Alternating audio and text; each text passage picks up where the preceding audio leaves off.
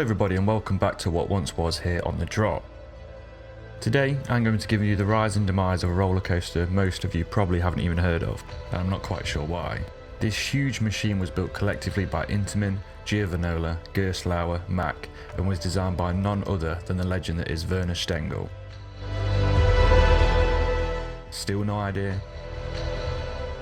I'm talking about a roller coaster called Eurostar. Eurostar was designed back in 1995, and first concepts came out of the design studio of Bruch Engineering Office in late 1994. This monster of an inverted multi-inversion roller coaster was going to be a huge game changer, and that is for one reason. But before we get into that, let me talk to you through some specs of Eurostar. So as I explained, it was collectively built by several different contractors who had specific roles in the design and construction of the ride. The maximum height Eurostar reaches is a pretty unimpressive 30 metres, with a drop height of 27 metres, a maximum speed of just 50.2 miles an hour, negotiating 4 inversions and a throughput of 1200, which to be fair is pretty impressive.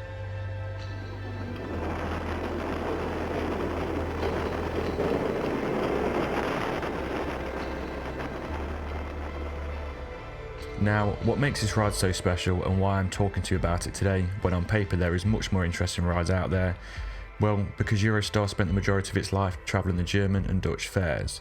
That's right, this thing was a transportable ride.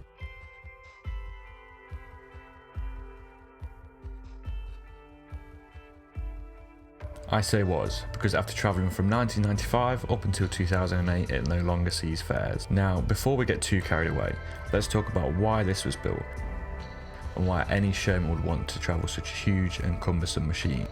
The Bruch family, who it was originally built for, have a notoriety for travelling some of the biggest rides that you can find at any fair in the world, including a Maurus-owned spinning roller coaster called Spinning Racer,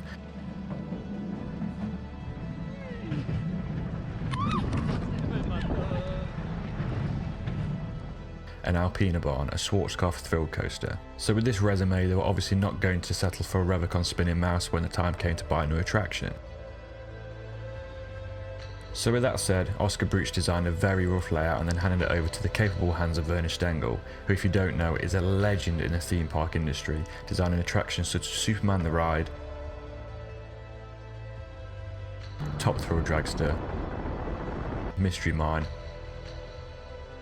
and Olympia Lupin, just to name a few. Stengel got to work finalising a layout and profile for the ride. In the meantime, Bruch started doing research on what manufacturer would take on such a task. The obvious choice at the time to build a multi-inverting, inverted roller coaster would of course be B&M, after the success of Batman and Nemesis by this point.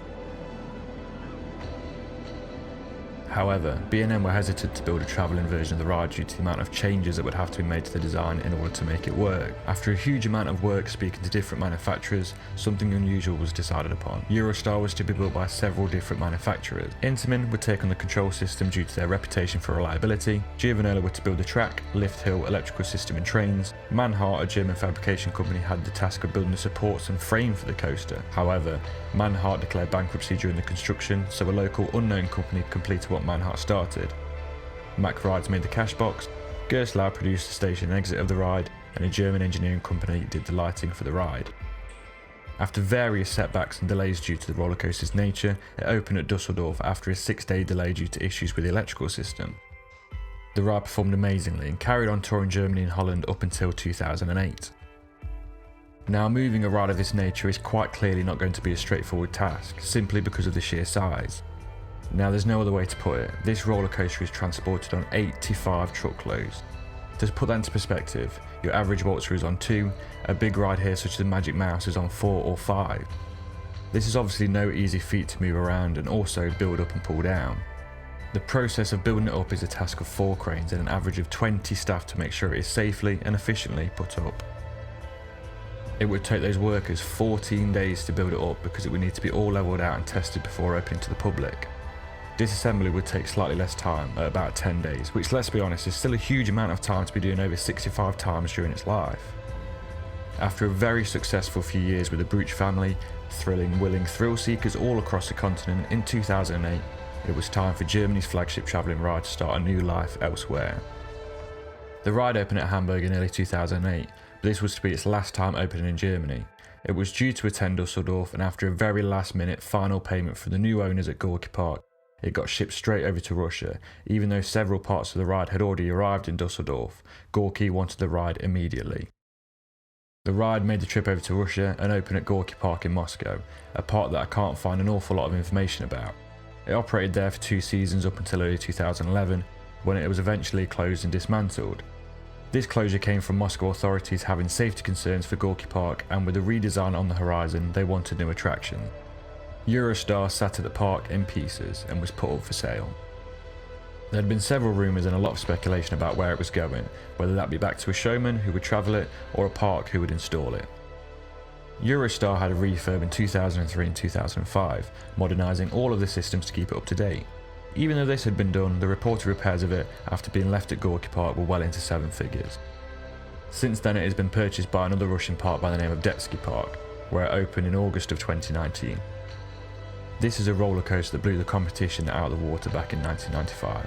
It's nice to see it still operating, and with its future being uncertain back in 2015 and 2016, it's good to know it's still thrilling guests to this day.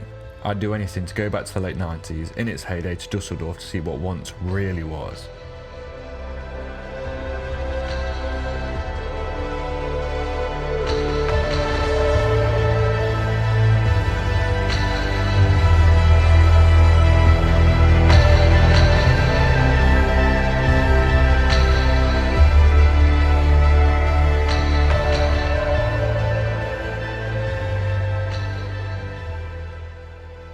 Thank you for watching this episode of What Once Was. Be sure to subscribe and check out our podcast, available on all major streaming platforms.